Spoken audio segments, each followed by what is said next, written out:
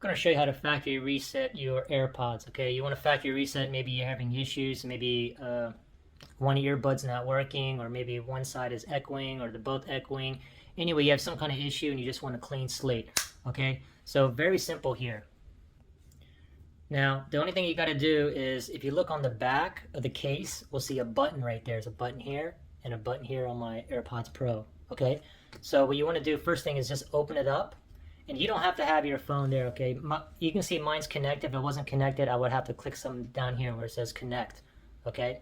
So now I have it open.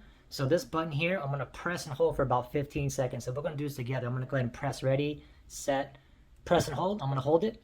Just keep on holding. So it's a white blinking light. Now just wait. It's gonna turn amber soon and then back to white. So wait, blinking white, still holding.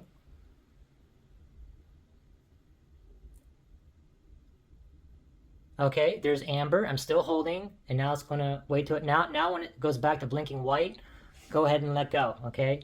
And now we just factory reset it, okay? So if I go ahead and open it back up and it detects it, it should ask me to connect. Now I can go ahead and connect. All right? Pretty simple. Good luck.